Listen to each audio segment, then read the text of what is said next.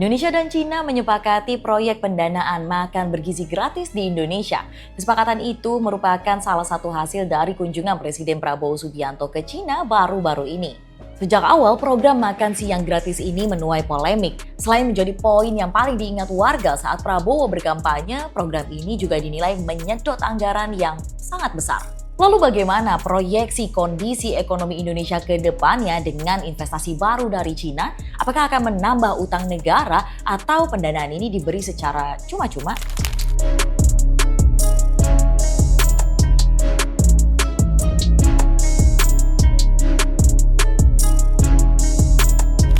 Prabowo tiba di Cina dalam kunjungan luar negeri pertamanya sebagai kepala negara Indonesia pada Sabtu 9 November lalu. Selama lawatan perdananya itu, Prabowo bertemu dengan Presiden Xi Jinping, Perdana Menteri Li Qiang, dan Ketua Komite Tetap Kongres Rakyat Nasional Cina Zhou Leji. Pertemuan itu menghasilkan beberapa kesepakatan kerjasama dengan nilai investasi lebih dari 10 miliar US dollar atau setara 156,54 triliun rupiah.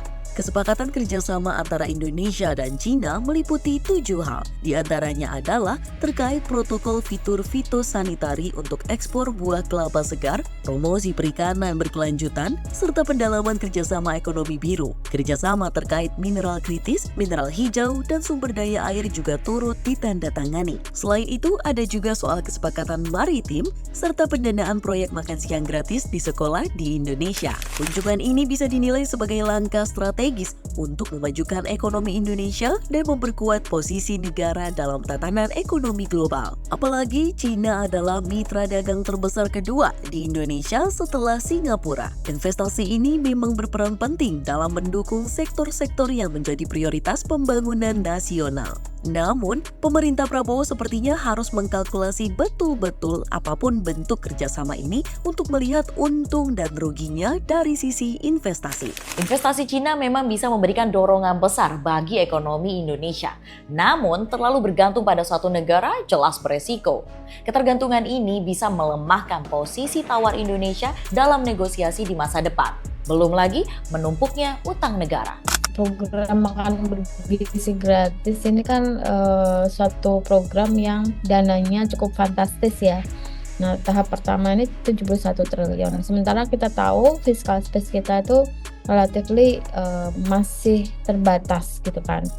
Dengan jumlah utang yang banyak, penerimaan negara yang berkurang. Sehingga saya memang sepakat ya jika program makan bergizi gratis ini tidak hanya rely on pada APBN, tetapi juga pada pendanaan dari yang lain gitu ya. Misalnya dari swasta atau dari donor gitu.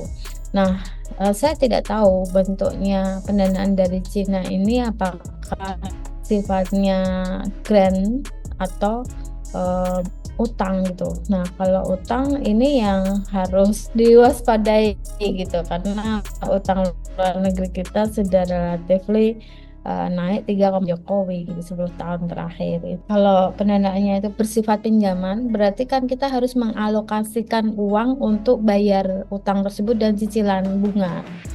Nah, itu yang harus kita waspadai ya. Program makan bergizi gratis ini ya sudah dilakukan untuk beberapa daerah saja gitu. Nanti kita lihat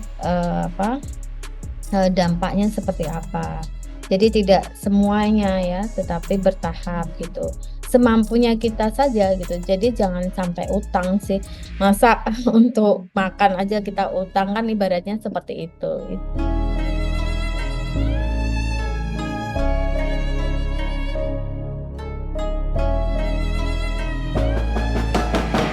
Tidak pernah ada makan siang gratis, begitu para ekonom meyakini. Karena pada realitanya, setiap pilihan kebijakan selalu punya implikasi yang perlu diantisipasi. Menteri Keuangan Sri Mulyani mengindikasi adanya pelebaran defisit anggaran 2025 menjadi 2,45 hingga 2,8% atau naik dari defisit 2024 yang diperkirakan mencapai 2,29% terhadap perekonomian atau produk domestik bruto atau PDB. Pelebaran defisit tersebut didorong peningkatan berbagai program sosial pemerintah baru, salah satunya program makan siang gratis yang diperkirakan menelan anggaran sekitar 450 triliun rupiah setahun. Dari pendanaan Cina yang sudah masuk dan misalnya itu berupa utang, ya siap-siap saja kita menerima konsekuensinya.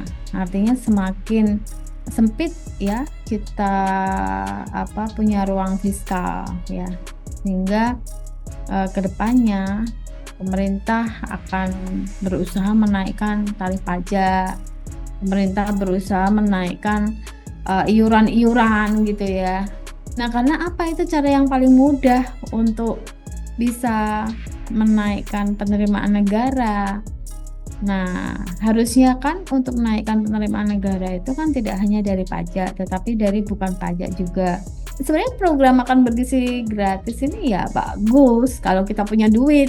Tetapi kalau kita fiscal space-nya itu relatively terbatas, ya jangan memaksa. Kalau enggak nanti kita fiscal space-nya makin kecil, anggarannya makin kecil, jadi nanti kita terbebani oleh hutang yang semakin banyak dan kasihan juga generasi yang mendatang itu menyangga utang yang dilakukan dealnya di pemerintahan sekarang. Dan di sini yang terjadi masyarakat akan melemah daya belinya dan sektor real akan lesu ya, itu membuat perekonomian terkontraksi, ekonomi tidak akan tumbuh. Itu yang paling pahit. Lembaga pemeringkat Fitch Ratings memperingatkan program yang membutuhkan biaya sekitar 2% dari PDB ini berpotensi meningkatkan utang pemerintah yang bisa menurunkan peringkat utang atau credit rating Indonesia. Jika peringkat kredit turun, likuiditas akan berkurang dalam perekonomian dan perlu biaya lebih besar untuk mendapatkannya. Dampaknya, perekonomian akan menyusut dan kesejahteraan masyarakat menurun. Tentu kita tidak mau didikte begitu saja oleh kemauan investor asing. Namun, respon mereka perlu diperhatikan sebagai bagian dari kalibrasi kebijakan supaya tetap memiliki disiplin pasar. Dengan begitu, program kerja akan lebih produktif dan berkesinambungan serta mencapai tujuan. Bukan sebaliknya, membebani fiskal dan memberikan sinyal negatif pada pasar. Soal investasi, kembali lagi, pemerintah perlu betul-betul mempertimbangkan untung dan ruginya. Saya Dinda Elvira, nantikan terus berita menarik lainnya dari VOI.